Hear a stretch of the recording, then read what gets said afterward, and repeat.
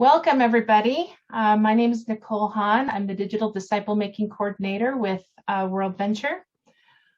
Today, we have a great panel of speakers.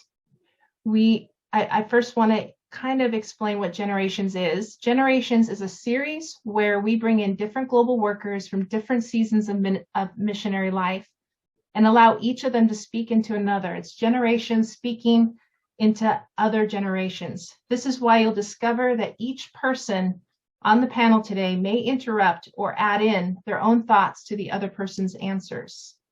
Today's session is about having a conversation about seasons of life in missions. We are focused on South America today, specifically Bolivia and Brazil, but we will also talk about, if you stay on till the end, some other interesting developments and opportunities in the broader sense. So in South America, we have about 32 global workers and four global partners. So everyone, I would like you to unmute and introduce yourself. Tell us your names, where you serve, and a verse that encouraged you today or this week. So go ahead.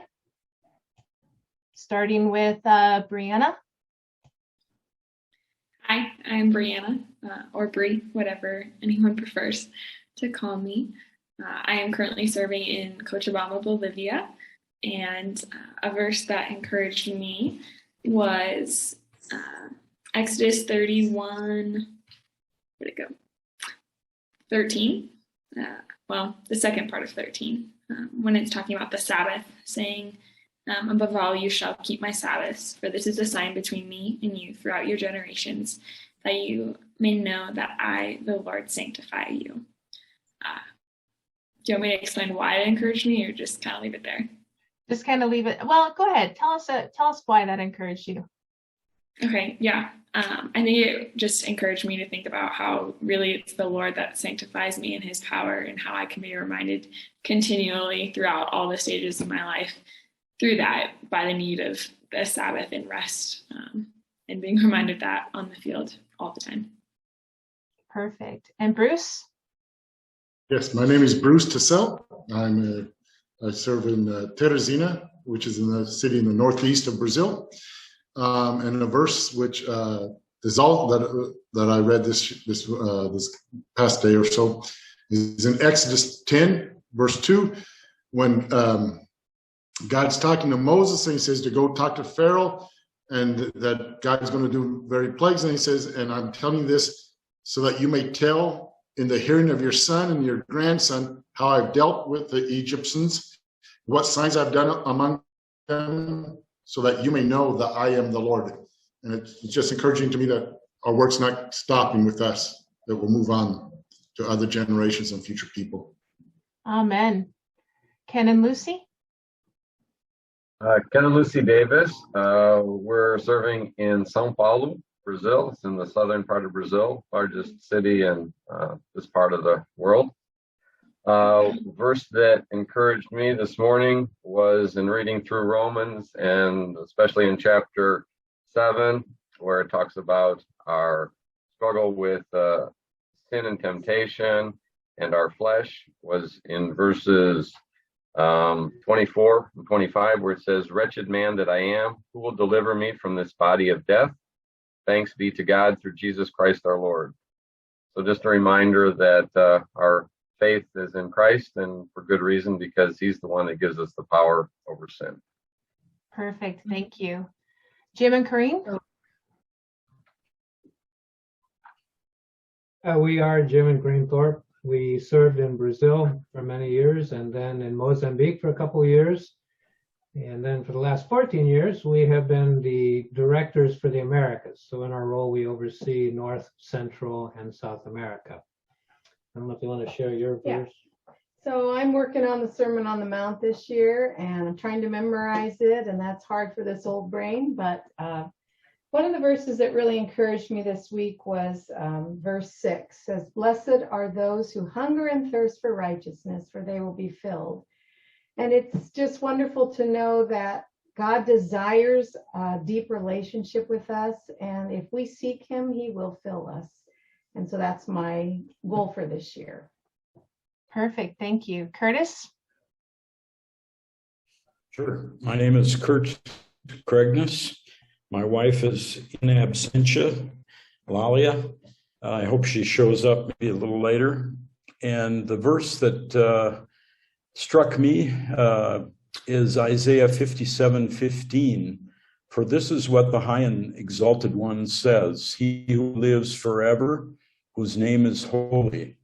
I live in a high and holy place, but also with the one who is contrite and lowly in spirit, to revive the spirit of the lowly and to revive the heart of the contrite. I really like the fact that God is talking about how he's big. He is bigger than we can imagine, but he also lives, he's small enough to live right with us, with those who are lowly in spirit. So I like that double-edged sword there. Perfect. Thank you. And Richard and Marion? Hi, we are Richard and Miriam Sturs. We also are in southeastern Brazil, just about 60 miles north of where the Davis and the Kregness families are.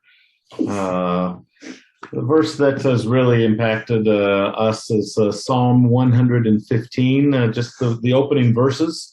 Not to us, Yahweh, not to us, but to your name give glory because of your faithful love, because of your truth.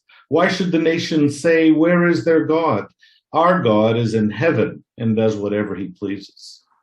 The sovereignty of God, of course, is a major theme, but even behind that is the fact that all that we do and seek to do is really pointing, and that's our intent, pointing back to the glory of God, not to ourselves and not to any other endeavor. Perfect. Thank you, everyone. So this is a question that's to all of you. Describe what you love about living in your part of South America. So whoever wants to start first, go right ahead. What do you love about living in your area of South America?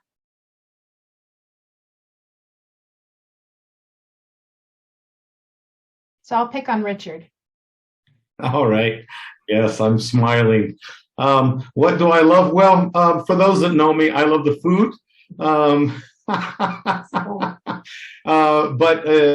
more than that, we love this part of South America, and specifically Brazil. It is definitely our home. We love the people and just the interaction with those people around us. Kurt, go ahead. I love the fact that I can work at home. The pandemic didn't throw me for a loop because that's what I was already doing. But also, we're involved in a small church, and we are able to have relationships with people, so we don't get totally isolated. Ken? Lucy? Maybe I'll let Lucy go first, and then I'll share. Okay. I like the warmer weather. And of course, we have a lot of opportunities to serve here. We have freedom to talk about Jesus, to go to church, to be a part of God's kingdom here in Brazil. I really appreciate the way that we can interact with other people. It's very easy to share the gospel. You can talk to people. There's no, like from the United States, the whole thing about being politically correct. We can just talk about what we want to talk about, and there's so much we can do with the gospel, and the people are just wonderful, accepting, and great relationships with people. Perfect. Bruce? Yeah, I would say about the same thing about for relationships. It's just the importance of relationships and just being able to go and sit down and spend hours with someone and not feel guilty about, well, from the home office, you might feel guilty because you get emails from them, but with the Brazilians, you just don't feel guilty about spending hours talking about whatever and always bringing it around to God or something like that. Perfect. Brianna, what did you discover? This is your first time. Tell me if I'm right or wrong. This is your first time in South America, specifically Bolivia, correct? Correct. Okay, so tell me about what you love about Bolivia. Yeah, I would agree, mainly being the relationships that I've been able to build thus far in my time here, and just how genuine they are with people. I also love how in touch they are with their culture. I don't know if you guys are familiar with this, but there's a lot of indigenous roots in Bolivia, and the Bolivians know this, even if they're not specifically indigenous with their family. And it's just really cool to hear them bring that culture into their daily lives. And they'll like ask me, they're like, what traditional dances do you do? And I'm like, none. I don't have any back home. And just trying to learn more of their culture. And there's like way more traditional dances than I can even number in my head. And I just think it's really cool to see them live that out. Perfect. Thank you.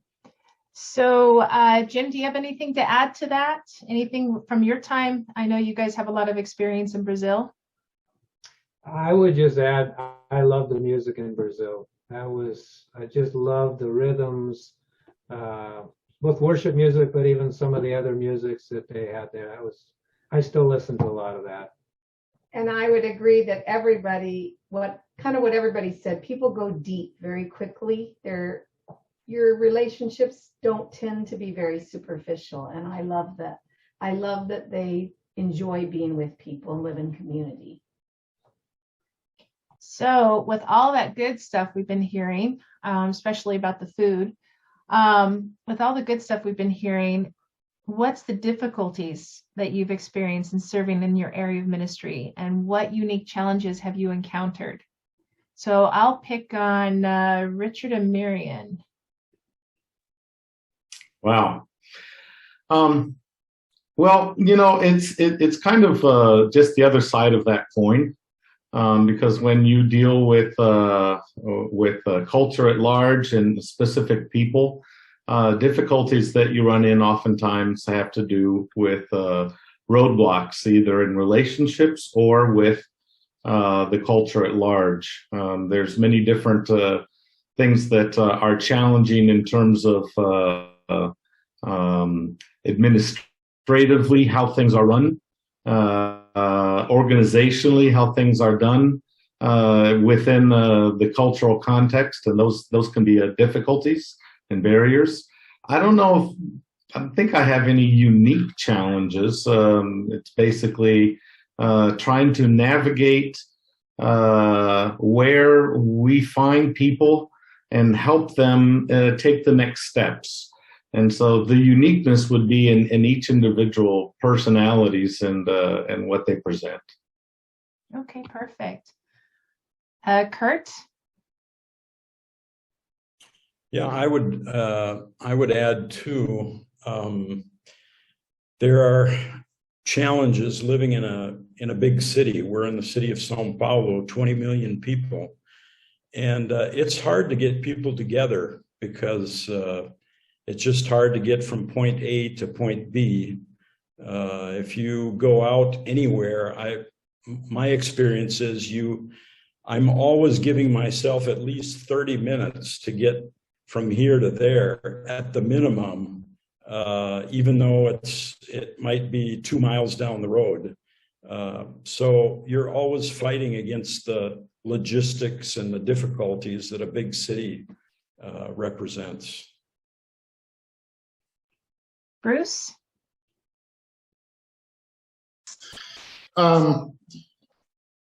Somewhat the same thing of what Kurt and Rich said as far as the bureaucratic to get anything done at the businesses, at banks, that it can take forever, and just not knowing what to expect. They tell you to bring some papers and then they don't ask for them, or then they tell you, no, you need all these other stuff.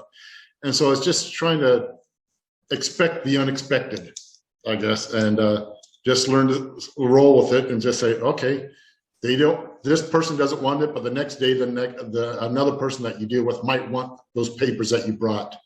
And so you just have to bring it all with you. And that can be frustrating. And then Bruce, go ahead, Curtis. can I just add, very early on in my missionary career, I learned to lower my expectations in terms of what I could do in a given time. So I started out with a great list of things, and I very soon learned that no, trim it to about half, maybe a third, and then you'll maybe get them done for the day. Yeah. Ken and Lucy? I think well, we have wonderful food here and very nice things. But to me, here in São Paulo, it's a big city. It would be like security. You have to like if you are walking on the street, you have to be watching, watching over your shoulder for someone's suspicion. Many years ago, somebody took our car in front of our house, but like at gunpoint.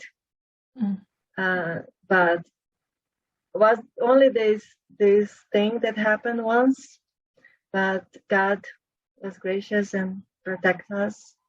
And I'd say the security here in São Paulo to me is presents a challenge. I can imagine that. Brianna, tell me about what you've encountered. Being your first time, tell me what you encountered as in this question. Yeah, I'd say part of the challenge is I'm fighting against my age, and I'm fighting against the fact that I look younger than I am, especially in a culture that generally teaches independence later in life. You live with your family until you're married or even farther after you're married. And so kind of fighting against that when people either don't respect what I have to say or just it inhibits some of the ideas that I have for wanting to do some of the outreach just because of my age. That could be a challenge. But as well as I also work at a physical therapy center here, specifically for those who have neurological disabilities, and trying to create an evangelism discipleship program for children who have a wide variety of capabilities is very challenging in the logistics and working with Bolivians who aren't so great at the practical planning pieces of with my practical side of things can be challenging as well. So what is different? Anyone can answer here. We won't be calling out people, but just anyone speak out here. What is different about discipling Brazilians and Bolivians from discipling Americans? What's the difference between them? When you're going to disciple someone, what have you noticed a big difference between the cultures?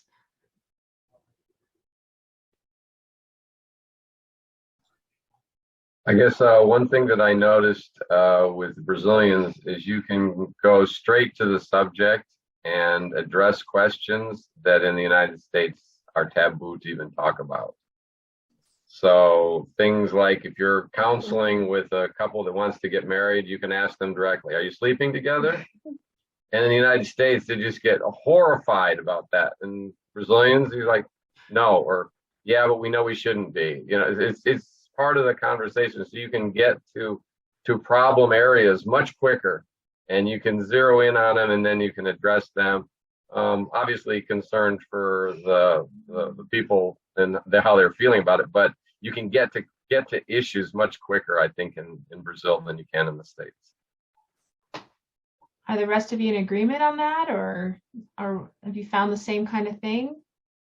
I think one of the things in answering your other question is applies here, and the struggle that we saw so many times with the poor family relationships in terms of especially men who would not be active in the family. They'd have other families, other wives in other places. And that made sometimes challenging just trying to disciple these people, because they didn't have a real strong desire to take care of the one family they had, but they were kind of spreading that out among other families. I would say that one of the differences is that Brazilians are hungry to learn more about God. Many times they've moved from another city, so they don't have all those connections, the rootedness that they had from where they came from. And so it's easy to build that connection. Doesn't mean they'll always follow through, but I just felt like they were much hungrier to study the Bible than Americans. Okay. Let me add in just another little caveat here. Several of my friends here have talked about the ease to be able to reach certain points in terms of a conversation with other people here in Brazil. And while that is true, and I see what they're saying and I agree, there are certain things which also are not ever exposed in this in our context. So people will be free with certain aspects of their lives up until a certain point. And then once that point is reached, then there is a stone wall that is very difficult to penetrate, if ever.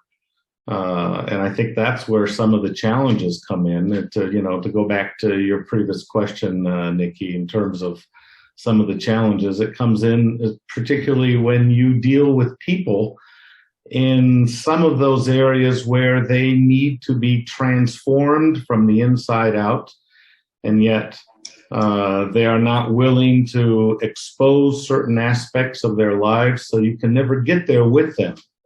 Whether we or others are able to perceive or even see certain aspects is not the point. If the person does not open up and share and expose that, you have no real footing to be able to deal with them. And so I think those are some of the deeper issues that are definitely in place here. Yeah. I would say here in Northeast Brazil, where we're another aspect is where we're it's probably the one of the strongest Catholic places in Brazil, in the Northeast. At least that still carries on the tradition. And so you have a lot of social issues that they're Catholics because their family's Catholic. They don't know, they've never been to church, they've never been to Mass, but they will identify as Catholics. Now, even though they don't identify as Catholics, they still have that mindset. And so they carry that on through with them. And so you might be using the same words, but you're talking a different language. And so you have to make sure that they understand what you're talking about. Because the Catholic Church outside the United States, in my opinion, is completely different than the Catholic Church in the United States. And so you have to learn the different aspects of the Catholic Church and what that means for a Brazilian to be Catholic is a social identity in some aspects. Perfect, thank you. So Brianna, what have you learned since you're brand new to the mission field? Yeah, I would probably say almost the opposite. I don't know if it's just with the limited time I've been here so far, but when some of you guys were talking about, you could be very direct and get to the point. Here, I feel like I, as an American, tend to be more direct, and Bolivians will talk in circles and circles and circles to kind of avoid the question and or just make sure that they elaborate like extensively before they even talk about it. And so I find that a little bit challenging, as well as in a lot of the context with the women that I've met here. It's early for me to make a generalization, but I found that the women are a lot less vulnerable and willing to trust and have real conversations about issues, and that they're less desiring discipleship and real fellowship community.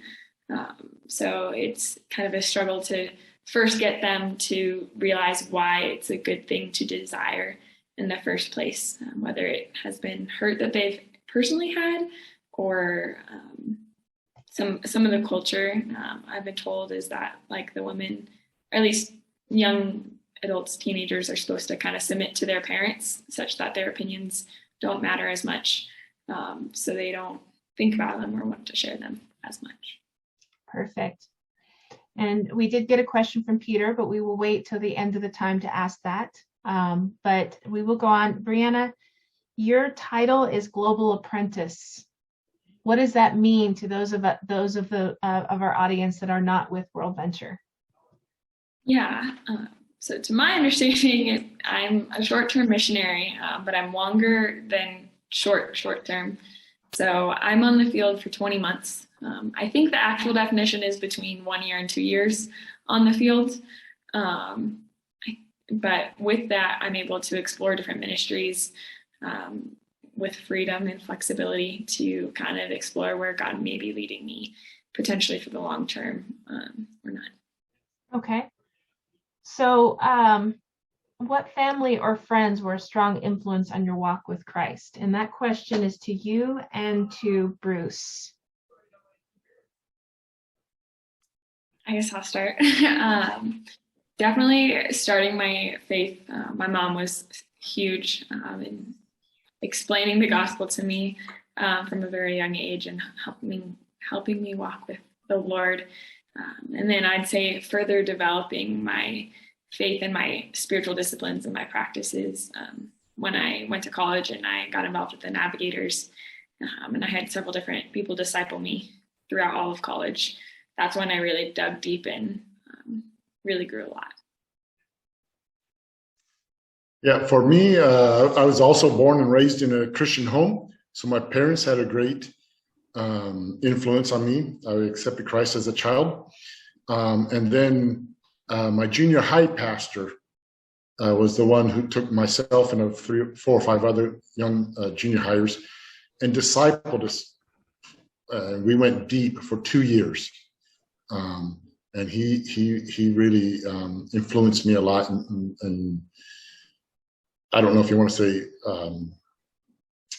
instilled, but he was the one that through the studies and through the discipleship that he gave,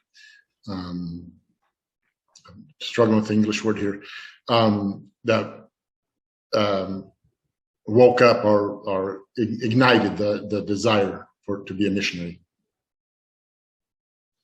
So Brianna, you gave me, why don't you pick a couple questions to ask the rest of these seasoned missionaries that you had. Why don't you pick about, start with 2.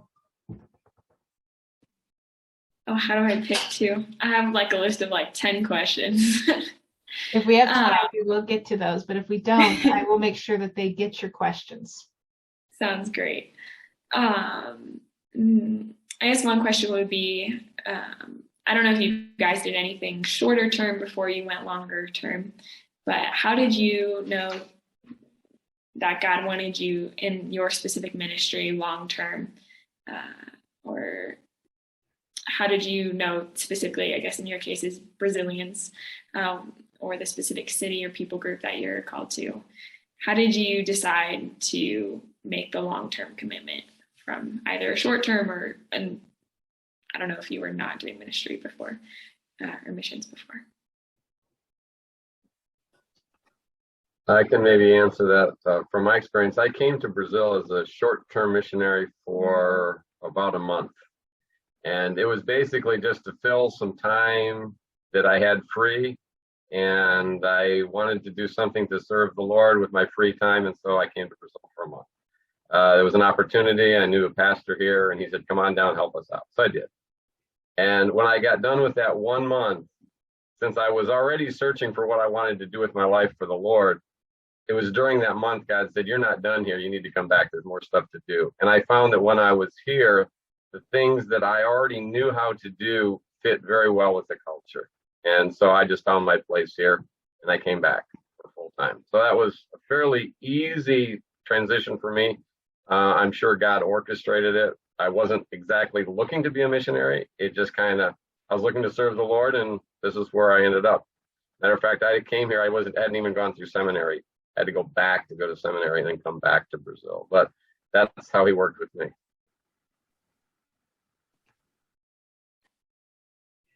Anyone You know, else? I'm sorry. Yeah, in my case, I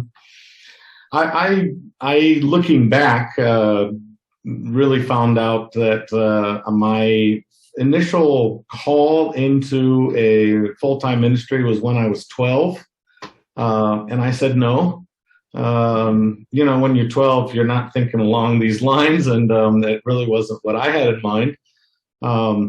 My story is a little different because I was raised here in Brazil. My folks were missionaries before I became one. So I loved my folks very much, but did not want to have some of the same challenges that I saw them traversing. And so I had a different plan for my life.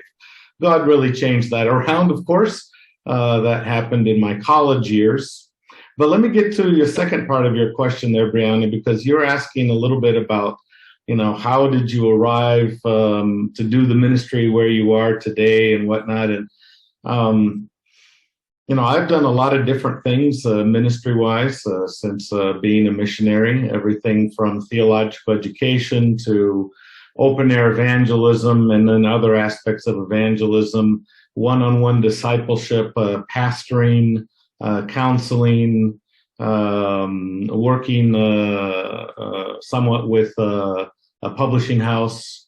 And so there's just lots of different ministry hats that I've worn. And each one has appeared at, I would say, a God-ordained moment. But it wasn't something that I knew, you know, years beforehand where I would be. So I started off in one direction, and it was basically just trying to figure out at that moment where the Lord would want to use me. And I have to tell you that I started off with a colossal failure.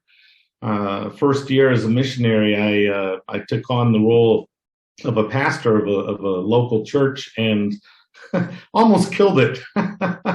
So I left that position, but instead of giving up in defeat, really it was a learning process. And that is, I came to understand that although I had a specific calling into ministry, that was not the right place at the right time. And so I've come kind of full circle over the last 31 years, and now I'm pastoring again, but now with a lot more experience. And so that's just kind of my story there. Like Rick, I too am a missionary kid who grew up in Brazil, and like him, at 12, God called me, but I said yes instead of no, because that's really all I ever desired to do. You know, I loved helping my parents in the ministry. And so basically I spent my life preparing to be a missionary. And Jim and I both went down to work with my folks after we graduated from college. And it was there that God confirmed that this was the place that he wanted us to be. And like Rick said, you know, we went thinking that we would do a certain ministry, but, you know, I had young kids, and so I really needed to be home with them. But then as they grew and as our ministry changed, God just provided the right tools at the right time to do the different ministries.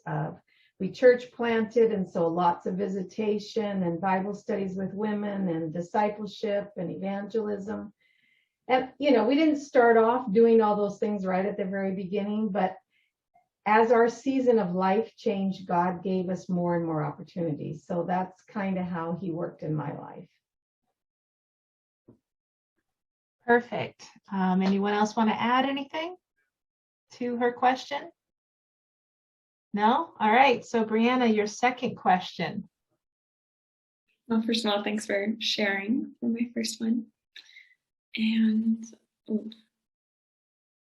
I guess maybe, I don't know, I think Bruce was speaking a little bit to this earlier, given the Catholic context of Brazil, but how do you guys balance discerning whether to believe people when they tell you they're Christian or Catholic, having been actually born again, and versus being skeptical with it, with our role not necessarily being one to judge people's hearts? And then how do you let that lead your ministry?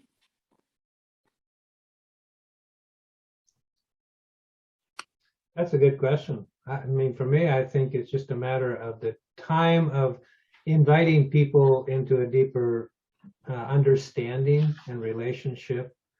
Because everyone, initially would be very open to say, for instance, we invite you to come to church. Oh yeah, I'll be there. Then they wouldn't show up. And or you said, do you believe in Jesus? Well, yes, I believe in Jesus. But as you began just leading them into an understanding of that, what does the Bible say about Jesus? And then helping them realize that it's not just saying the words, but it's actually making decisions that show that you have a life, that you want to know this Jesus or you want to follow this Jesus, serving in the church and doing the things that the Bible talks about what it means to obey Jesus.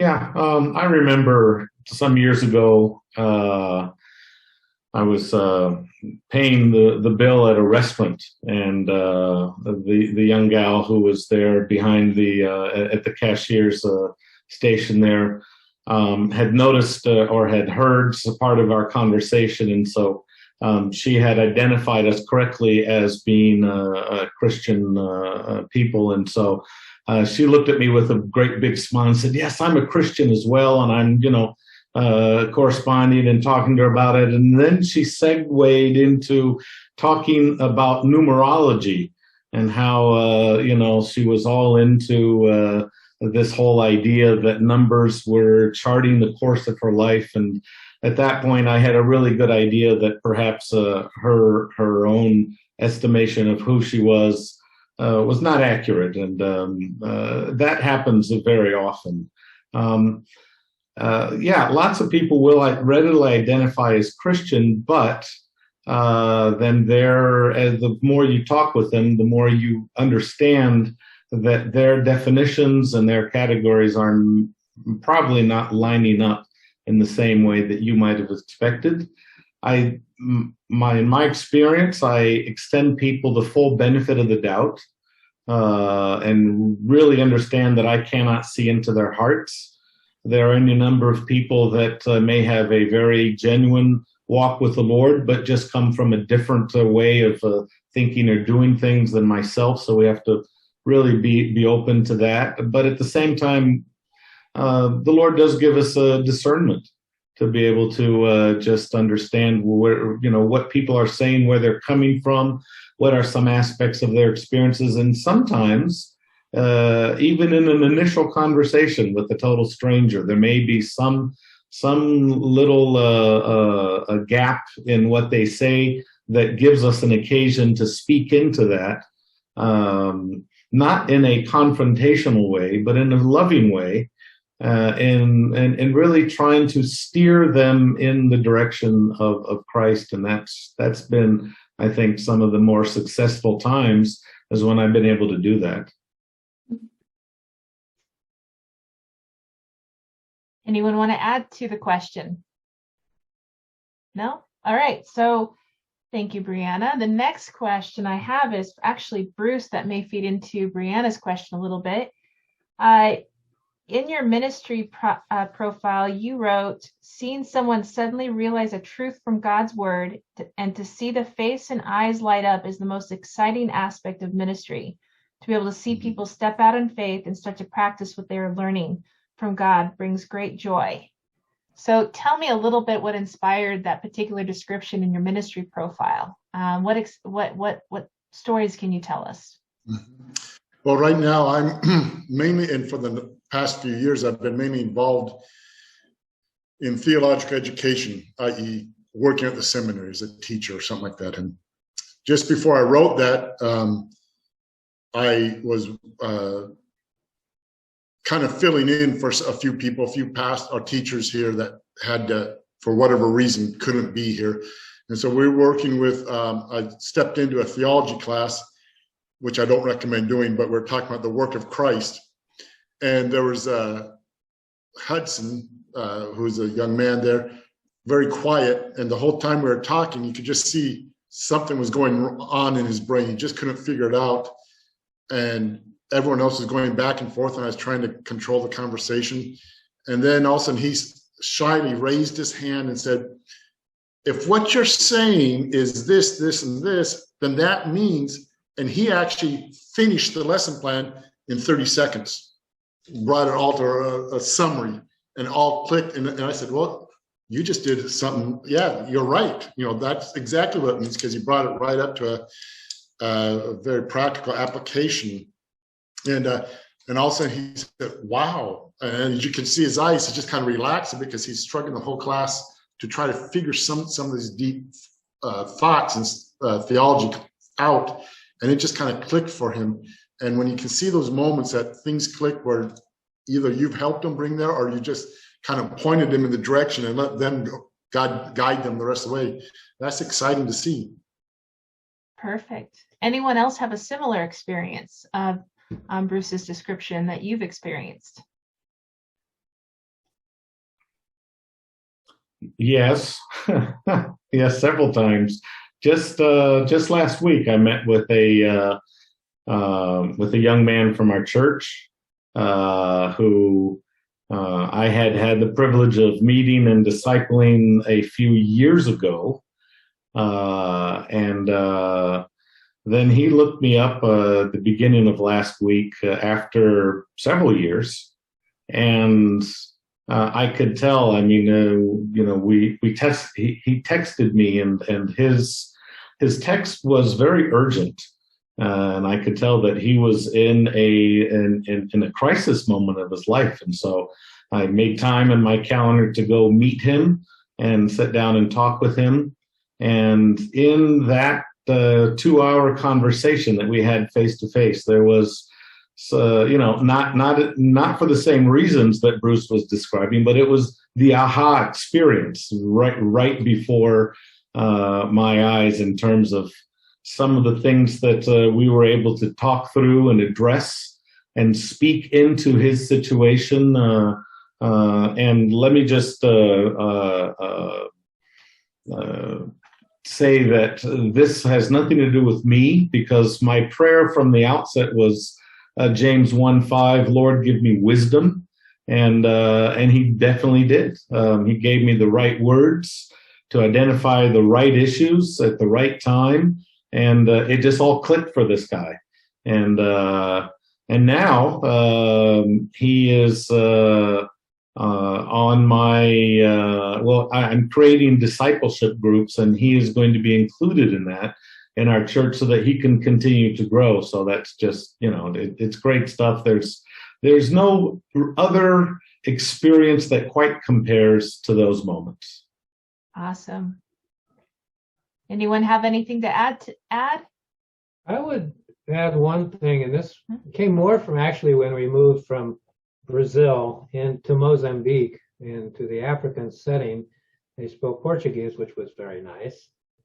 But we had a group of young people that we met with weekly, and the way they perceived scripture and the questions we were talking about was very different.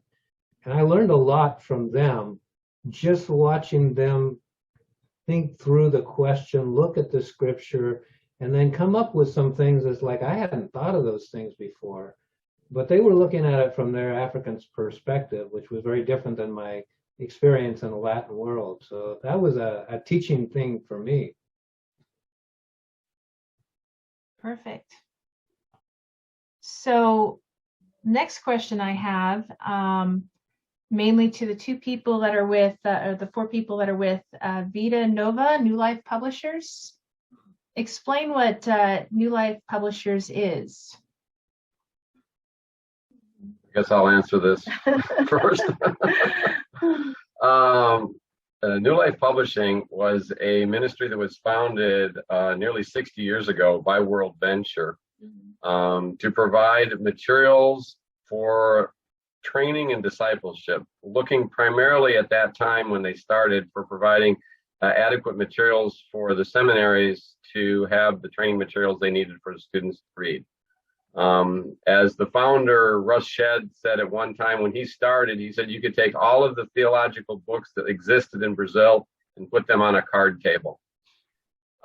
Since then, we're 60 years down the road, the publishing house now has a catalog of over 600 different titles and we provide adequate materials that you could basically do all your seminary training and not have to go outside of our publishing house. There's enough materials that we have that you can get all of your theology commentaries, Bibles, Bible helps, Hebrew, Greek, whatever you would need to be trained, we have those materials.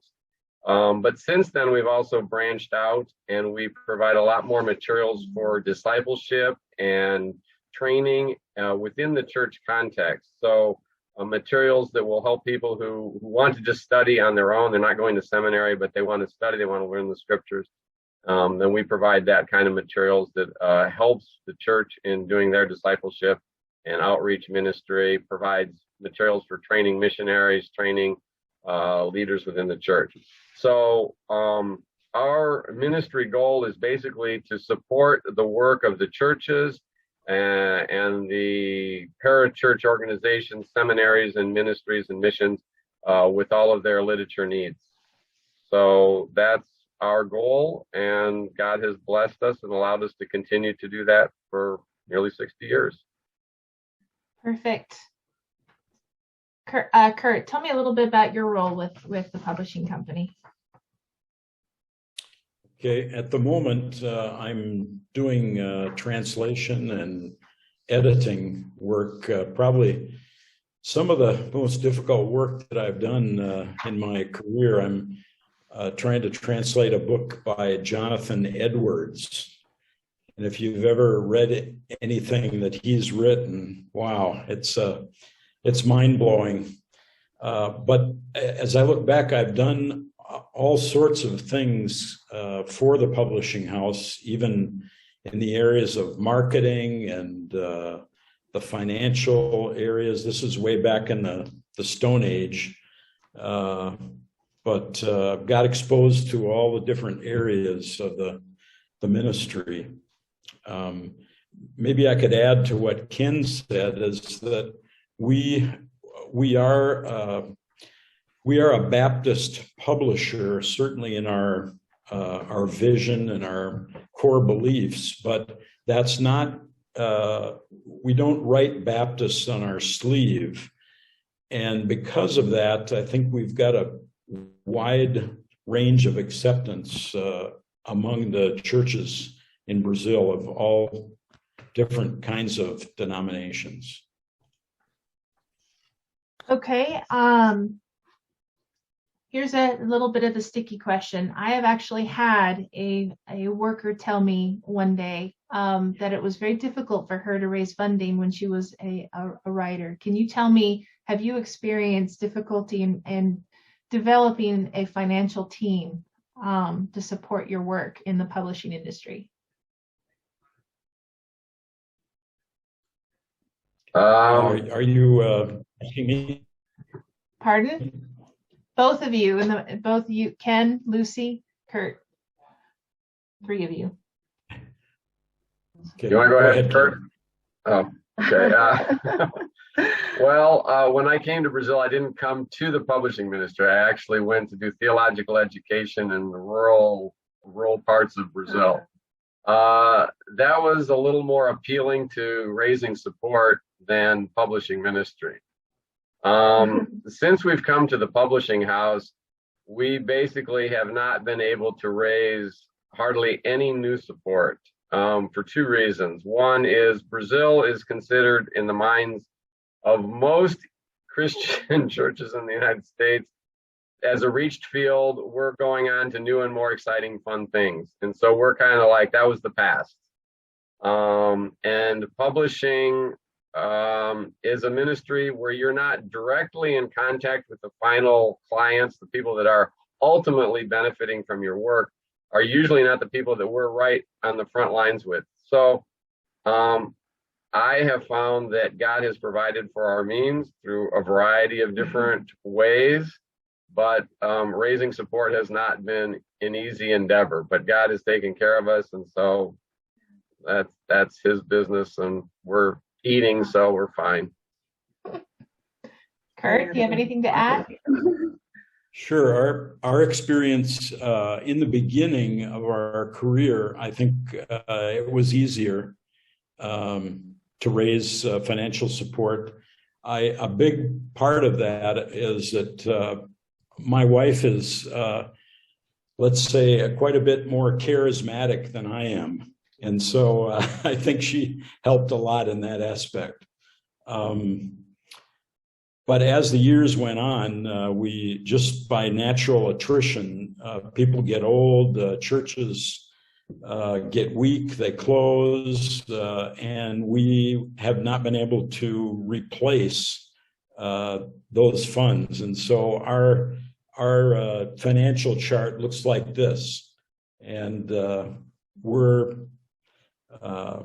we have enough to get along, praise the Lord, but we're not probably at the desired level that we should be.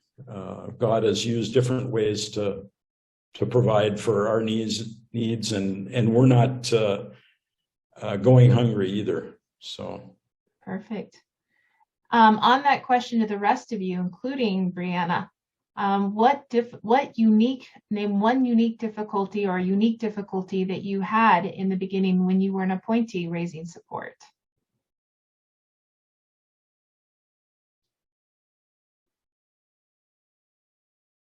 So maybe Brianna, being the short term. Yeah, I'm sure raising short term versus long term is a lot easier. But yeah, I'd say the difficulty for me was just getting people to answer the phone in the first place. Once I had my presentation all ready and wanting to meet with people to share my heart for Bolivia and for why I'm going, just to get people to first talk with me was just the hardest part. But then with that, realizing like I wanted to do it all on my own. I wanted to make enough phone calls. I wanted to have it in my control, but to really realize that it's not what I can do, but it's purely what the Lord can do and how he stirs and moves in people's hearts. Letting go of the control in that situation, I think, was challenging, but also the most rewarding part of the whole process. If I can add a little bit, when we were appointed as missionaries, the orientation that we received was that we needed to go back to our home church where we were members now or where we had grown up, and that would be the place to start to raise our support. In our case, my wife was from Brazil, so we didn't have any church in the States for her to go to. And the church that I grew up in was American Baptist Church, and they only supported American Baptist ministries. And the church that I was a member of at the time was a Southern Baptist church, and they only supported Southern Baptist ministries. So we were basically starting from zero. And so it's like, okay, so where do we start now? So we started talking with a few friends and got a little support. And then what happened is God just provided us with a missionary who was retiring and said, I'm going to write a letter to all of our churches and ask them to consider you. And so we called all their churches, and through that contact that God provided through that missionary is where we got about half of our support. So my experience is that you just go forward and God will open the doors. I think Rick mentioned this. You really don't know where you're going, but you know you got to get there, and God will take you and take care of whatever needs to get done to make it happen. On that note, Richard had an interesting Richard and I had an interesting email conversation, and one of the things that he mentioned that I want him to expand upon on this subject is Richard, you said God's call is in individual hearts. Can you share a little bit about that? What you mean by that? God's call is to individual hearts. Is that what I said? That's what you said. Yes. Okay, great. Nice to know that I said that. I'm just trying to recall, the context in which I might have written that or said that. But I think that as I think about that right now, the call that, one of the aspects from my own experience was being raised as an MK, a missionary kid, I had to come to the point where where I had to make my own decision with regard to the Lord, both in terms of my individual faith and then in terms of a calling. And so that certainly, it's not just because I am the son of a missionary that I will become a missionary. In fact, that's oftentimes not the case. In my case, that's how it worked out. But it wasn't because my folks were, it was because God called me to. And I think that's part of what I might have been getting at. I'm not quite sure if that was exactly what you had in mind, but certainly was, that's part of my own experience. And I think that that's true across the board. It's not just me and my own personal story, but it's true in everybody's story. There needs to be that day of reckoning with the Lord in terms of what his desire and what his calling is on your life. And has nothing to do with being filling a particular role or function. It has to do with being available to God in and where he chooses to place us. So there's, servants of God in all walks of life, in all different professions and areas. And missions is one of them, certainly, and there are some unique things that happen within the missionary lifestyle. But as Christ followers, we all have to come to that point and make those decisions. And I think that's what I probably was referring to something like that. Yeah, you had a lot of good stuff in that email.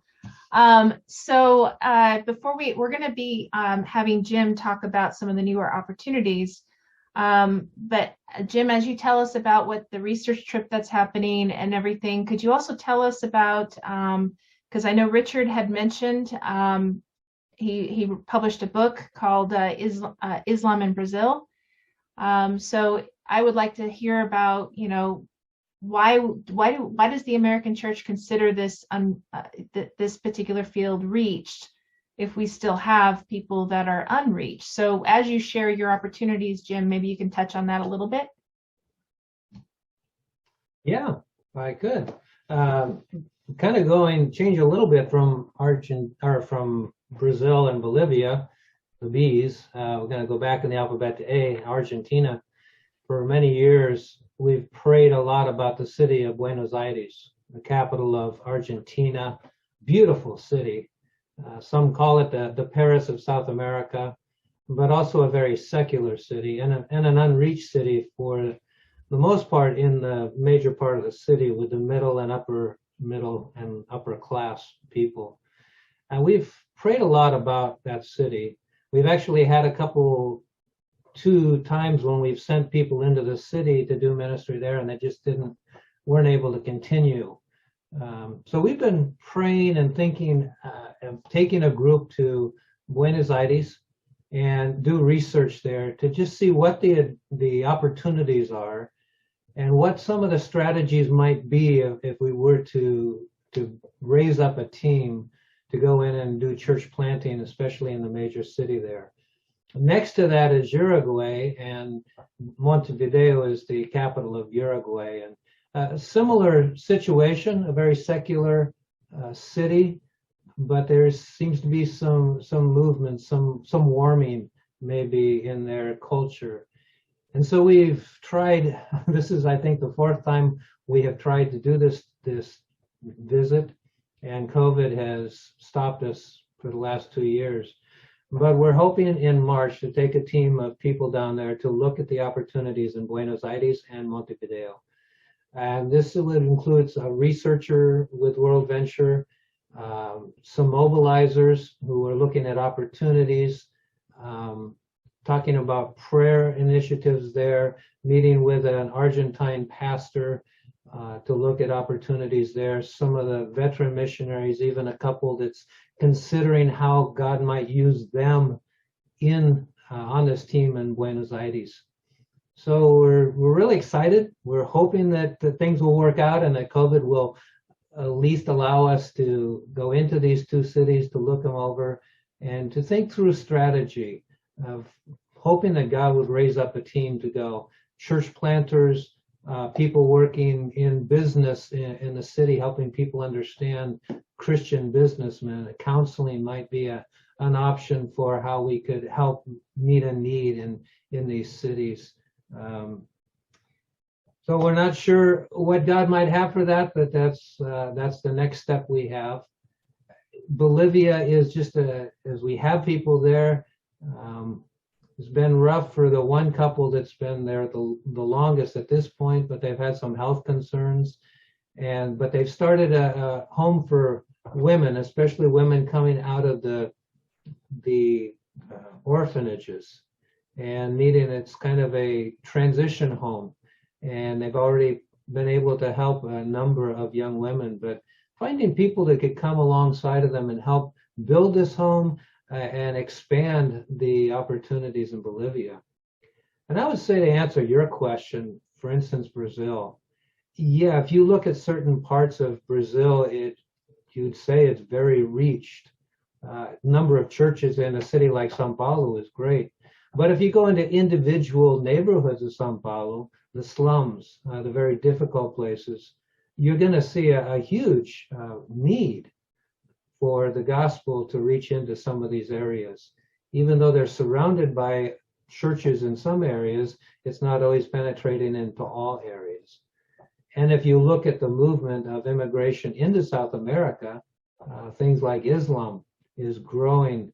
There's an area in Brazil on the border of Argentina and Paraguay, actually, that's a large group of people from Muslim nations have come in and settled in that region. And so the need there, even for people who could reach Islam, would still be great. So those were just some of the opportunities I think that we could see in that region. Perfect. Thank you, Jim. We do have questions. First of all, I want to send a greeting. Ginger Whedon says, wonderful to see the faces that we know so well.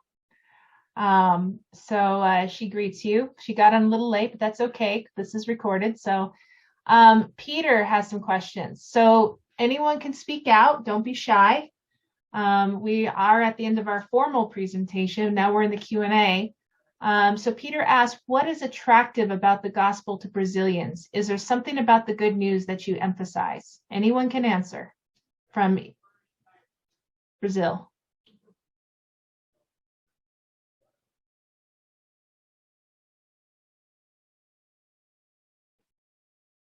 So I'll read the question again. What is attractive about the gospel to Brazilians? We'll start with that first one. And I'm going to pick on Bruce since he's giggling over there.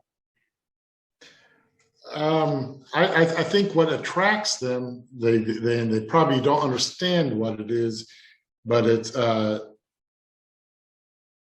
idea of freedom or of prosperity. The health and wealth gospel is very strong here, at least up in here in the Northeast. And so that attracts a lot of people because they think it's going to resolve all their financial issues.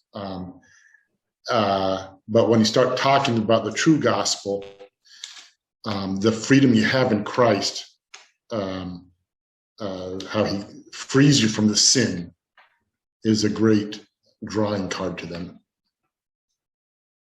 Is there something about the good news that any of you emphasize particularly when you share the gospel?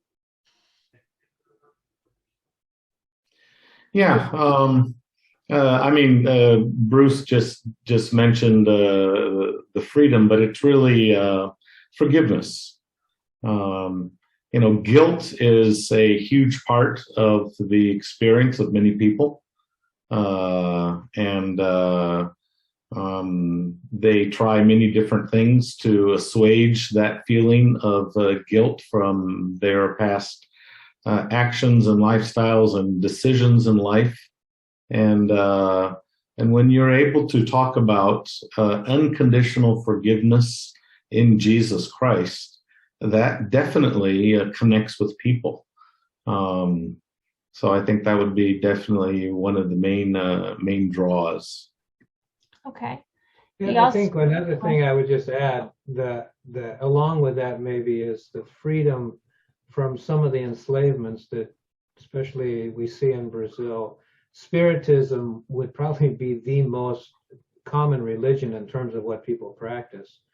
And it sometimes connects even with what in Catholicism, people are almost enslaved to the saints and to needing to go to certain groups of people or certain types of people to get something that they desire. But then to find out that there's freedom from those types of things is liberating for a lot of people. And then one last thing I would add is hope. You know, in the North, we worked with a lot of the poorer class people who had so little. And some of them had moved from the interior into these bigger cities. So all of their support connections had been cut. And you could feel sometimes the desperateness that they were feeling in their new life there. And so often the slogan was, Jesus is our hope, you know, and to offer them hope in their new life. Okay, perfect. Peter had a question about what is the leadership structure in a Brazilian church like compared to the American church? Is the pastor a solo leader, for example? And solo leader was in quotes.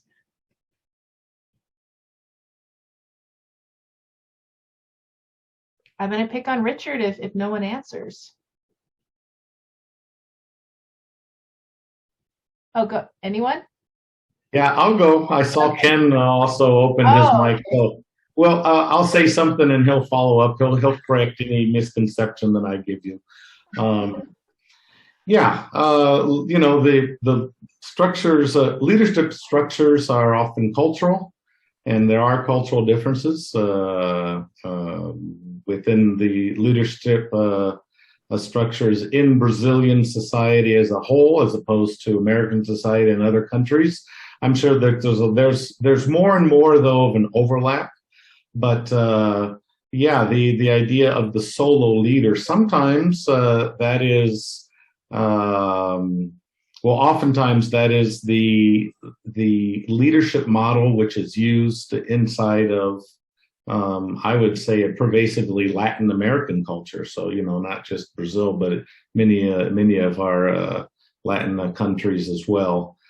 So you have the top-down type of leadership where you have a centralized figure, and then everything just kind of emanates from that figure. And that obviously has some advantages, but a lot of disadvantages. So that would be one of the characteristics. Sometimes, though, it's not that the pastor would necessarily choose that, but it's also because there are few, if any, people within any one given congregation which would have the training or the spiritual maturity to be leaders themselves. So oftentimes in different areas around, at least in Brazil, you will have any number of pastors and churches where the pastor is really the only one that has any type of leadership skills that have been developed and that he has received some training. And so it is out of necessity, not just a model. So all of these things come into play. I'm just going to emphasize the hierarchical nature of Brazil, and that carries over into the church. So the congregation, as a general rule of thumb, will look up to the pastor and place a lot of value on what he has to say, more than in the United States. The United States is kind of like the church, in my experience. It's kind of like, we're going to vote on this, and the pastors will vote too, but you know, we're going to kind of all decide this together. Whereas here, if the pastor says, no, we're not going to do that, then it pretty much that's the way it is. Now, there are a lot of churches that have the sole pastor, and some pastors really like to be the sole guy in charge. In some areas, though, I think that's widening out. There's a little broader view that's come in that more people working together is a better model. And so that is coming in a little bit more. Probably not so much in the Northeast where Bruce is, but at least here in the South, that's a little more acceptable. One of the disadvantages of that model where you've got the hierarchical, if the pastor's a bad apple, it's really bad for the church.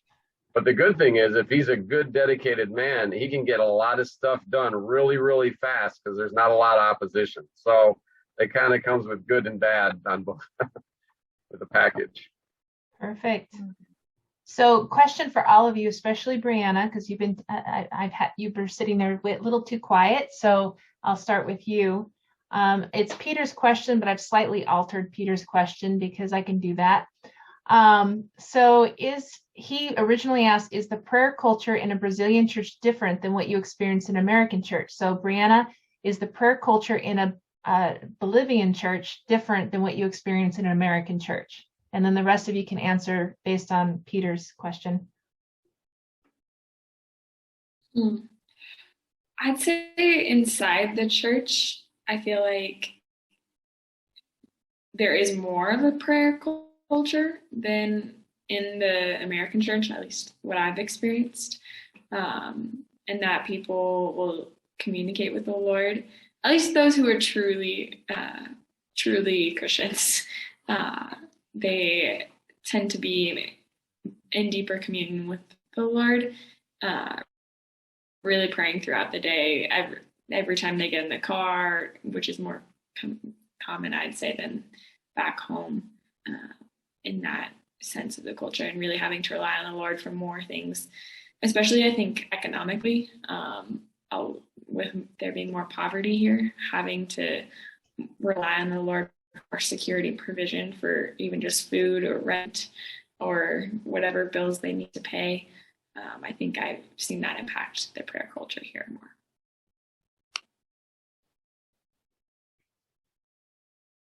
Anyone else want to add to that from the Brazilian side of things? I would say what we saw is the emphasis on it was definitely much greater. A lot of churches would have a consistent and regular prayer vigils. And those could be anywhere. They could be a couple hours on a Friday night, or they could be all Friday night to Saturday. So it was just, they saw that as a huge need. And so they would dedicate more time as a church to prayer. In the Northeast, we had a period of time, I don't remember how long it was, where we invited the churches to keep a continual 24-hour-a-day prayer chain going. And so for the association's goals. And so one church would take a week and they would divide up that week and they would cover that week day and night in prayer. And then next week, another church would take it. And this went on for 6, 7, 8, 9 years or so, where they just had this continual prayer emphasis going on 24 hours a day. A quick story. We had a group of kids, American kids and Brazilian kids, that were going to do an evangelistic campaign to start a new congregation. And the Brazilian kids got up at 4 a.m. to pray for the events of the day. The American kids could not get up at that hour. And so they came to us and they said, "Are these kids Christians? Why aren't they getting up for the prayer meeting?" Dave Whedon has a question, and this will be the last question for everyone. How can you speak about how the established church in Brazil is effectively and creatively looking at global mission? And this is from Dave Whedon.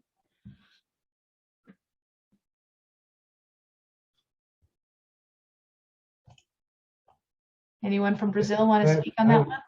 Just to give an example of this, World Venture has global partners, people who are from other countries who want to connect with World Venture. And one of those is Wellington and Tachi, who are from São Paulo, Brazilians who are working with Restoration Ministries, but caught a vision for Mozambique and went to Mozambique and actually joined our World Venture team in Mozambique and have been there for 3 years. They're just now on their first home assignment, but doing an incredible ministry, because Latinos and Brazilians in particular just have a way of getting into cultures and loving people and learning languages and connecting in ways that Americans sometimes find it difficult.